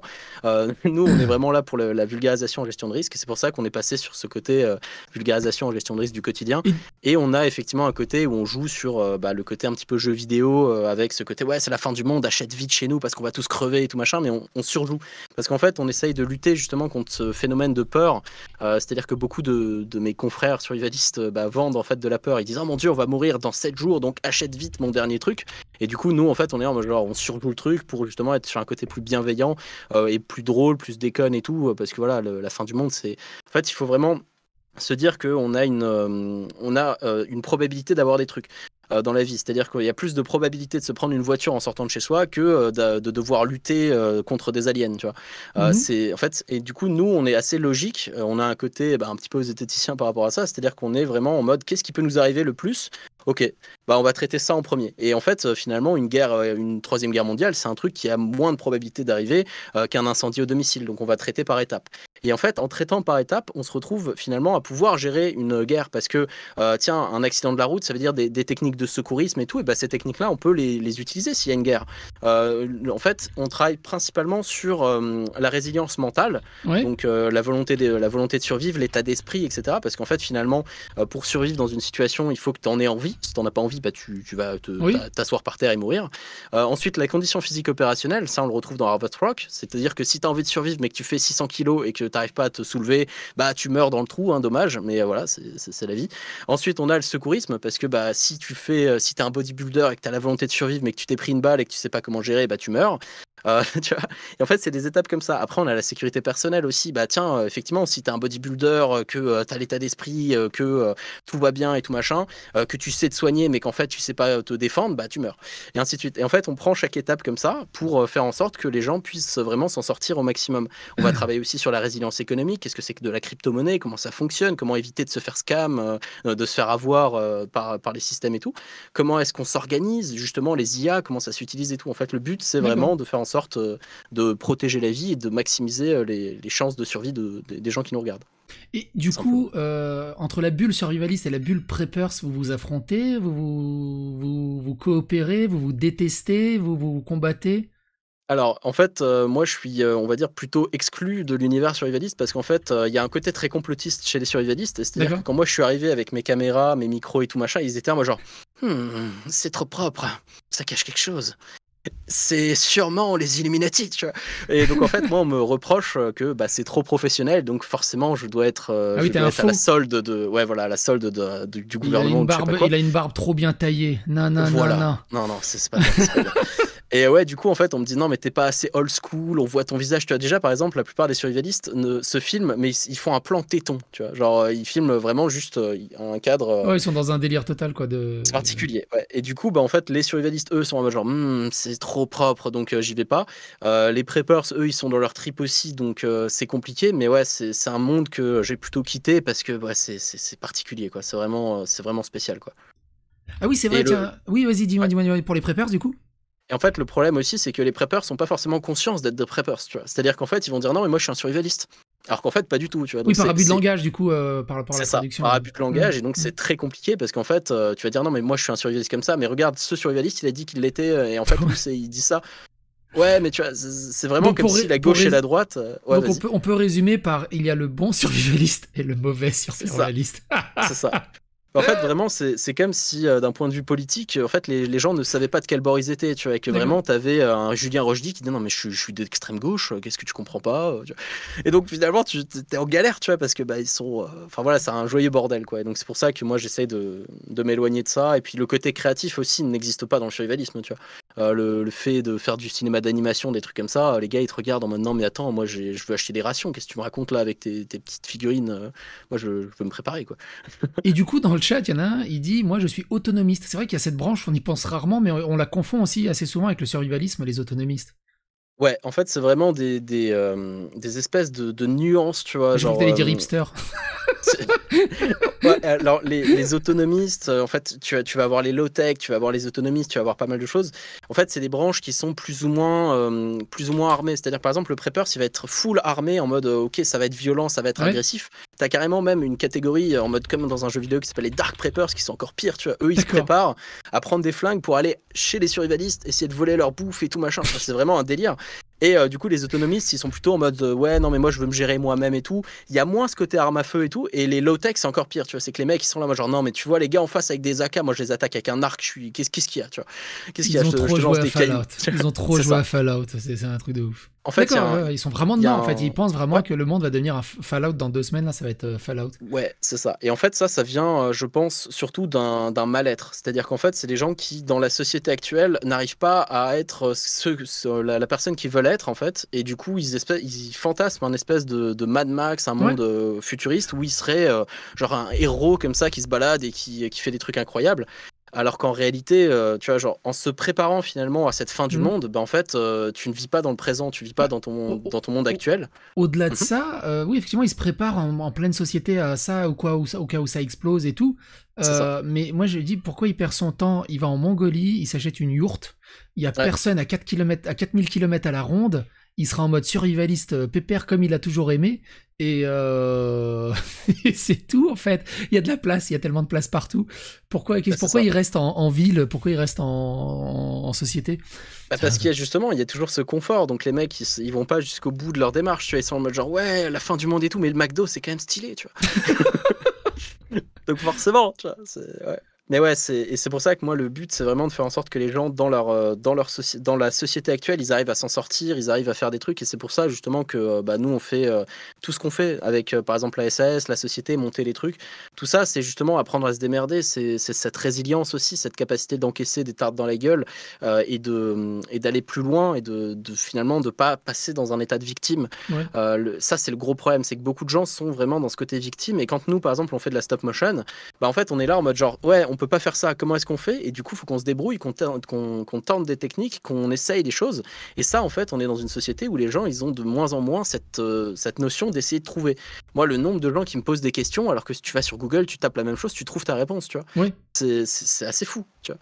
Et donc ouais, nous, on essaye justement de lutter contre ça, de lutter contre finalement la zombification qui est en train d'arriver avec TikTok, avec ce genre de choses, parce qu'en fait, à la fois, on a des choses incroyables comme les IA qui arrivent, et à côté de ça, on a TikTok qui zombifie les gens, et les gens se deviennent teubés comme la lune, ça devient des PNJ. Ouais. Et moi, souvent, j'ai coutume, en fait, quand j'ai des haters ou des gens comme ça, déjà sur TikTok, ils font à peu près 3 fautes par mot, donc c'est compliqué de les comprendre. Mais souvent, en fait, je vais les traiter de PNJ, parce que pour moi, on a vraiment 80% de l'humanité, c'est des PNJ. Ils sont là pour animer un petit peu, pour remplir un peu l'open world, tu vois. Et du coup, c'est drôle de les voir interagir, parce que vraiment, parfois. Mais t'as essayé de consommer un peu TikTok? Ouais, j'ai essayé, c'est très compliqué parce que en fait, déjà, tu as l'impression quand moi je vais aller vers mon domaine de prédilection, les armes, tu as l'impression que tout le monde est un opérateur du raid GIGN de ouf qui a 15 ans d'expérience. Enfin, c'est tous des machines de guerre, tu vois. Et quand tu vas un peu plus loin, les mecs font 150 kilos et jouent à WoW, tu vois, donc compliqué. Et en fait, les mecs, ils essaient de te corriger sur des. Enfin, moi, je suis quand même armurier, et donc les mecs, ils vont me sortir des dingueries. Et t'es là en mode genre, ah ouais, c'est chaud, tu vois. Et ils sont convaincus mordicus, tu vois. Ça c'est le. Tu sais, parce que moi, je vais m'envoyer des fleurs, parce que je me le permets. Je suis un assez bon technicien en termes d'informatique et de réseau. Et quand il y a un technicien qui vient par rapport à une prestation extérieure, ou où on se parle entre techniciens par rapport à une autre société et tout sur un problème, et que je les vois, il y en a plein qui font semblant, tu sais, de s'y connaître, ils te balancent des termes techniques, et toi tu sais pertinemment que ça veut rien dire ce qu'il a dit. T'as les autres, t'as les commerciales, généralement ils font oh c'est intéressant, je fais non. C'est clair. Et il y en a plein, tu sais, tu leur donnes 2-3 termes techniques, ils disparaissent, je vais au chiottes, puis en fait ils sont en train de chercher sur Google au chiottes ce qu'il a dit, et c'est tellement, en fait tu les repères tellement vite, les poseurs. Moi j'appelle ça vraiment les poseurs, tu sais, c'est les mecs qui sont au skatepark, qui sont avec leur skateboard, ils se la pètent de fou, mais ils sont jamais en train de faire du skate, en fait. Tu les vois jamais en train de faire du skate. Il y a toujours un empêchement ou un truc, ouais, non, pas aujourd'hui et tout. C'est des poseurs, en fait. Et il y en a tellement dans tous les domaines. C'est un truc de fou furieux. En mode, moi, j'ai tout vu, je suis le meilleur, je suis un expert là-dedans, t'inquiète pas. C'est un truc de fou. C'est un truc de fou. Ce qui est génial aussi, c'est que justement, ces gens-là, en fait, à aucun moment, c'est des créateurs de contenu, tu vois. C'est pas des mecs qui font des vidéos dans ton domaine et qui viennent te casser les couilles. C'est des mecs qui n'existent pas, qui n'ont aucune vidéo à montrer et tout, et qui disent non, mais tu vois, moi, j'aurais fait comme ça. Mais dans ce cas-là, fais-le. Tu as fait une vidéo, dis-moi, regarde, moi, dans ma vidéo, j'ai fait comme ça. Et dans ce cas-là, on peut discuter. Tu vois. Ça veut dire qu'il faut prendre l'appel pour creuser, il n'y a plus personne. Ça, c'est très, très rare. Très, très rare. Ou alors, quand ils essayent, ils se cassent la gueule. C'est ça, tout à fait. Bah, on va s'arrêter là, parce que moi j'ai bientôt la bouffe qui est prête. Et mine de rien, ça fait 1h20. J'espère que ça vous a intéressé sur le chat, et vous sur YouTube qui regardez cette vidéo, j'espère que ça vous a intéressé aussi. On a fait un bon petit tour, je pense, de tout. On allait un peu vite, mine de rien. Mais à refaire, pourquoi pas à refaire, s'il y a d'autres questions qui reviennent, ou s'il y a d'autres choses ou tout simplement pour donner des nouvelles de l'avancée de ton projet ou ce genre de choses, ça peut toujours être intéressant. En tout cas, le chat avait l'air d'être assez content, il dit très intéressant. Et merci à vous. Du coup, je mettrai dans le lien dans la description de ta chaîne YouTube et de ton TikTok, faut que j'y pense. T'inquiète. Pour que les gens puissent suivre, et puis voilà quoi. Bon appétit. Merci à toi. Et c'était un plaisir de découvrir Tacline. C'est cool si ça vous a plu. Ouais, pas de souci. Et puis comme d'habitude, si je réponds pas, c'est que je l'ai vu, c'est juste que soit je l'ai oublié, soit il y a pas de souci, je te spam, t'inquiète. Je t'envoie les messages, ça marche. Ou sinon tu sonnes Zioclo ou quelqu'un d'autre, au fait, il y a Jacques qui te cherche. Deux fois ça fait ça. Zioclo il fait putain, il y a l'autre qui m'emmerde là, tu veux pas aller lui répondre? Tout à fait, mais Zioclo souvent je lui dis lui, il me répond pas et tout. Et Zioclo genre OK, j'y vais. Par contre, fais gaffe, Zioclo on l'a emmerdé, il a appelé Ulcan direct. Ah ouais, direct. Non mais c'est un truc de fou, il discute avec un mec, il fait attends, je vais appeler Ulcan. Tu vois qui c'est Ulcan? Enfin, je pense que tu vois qui c'est.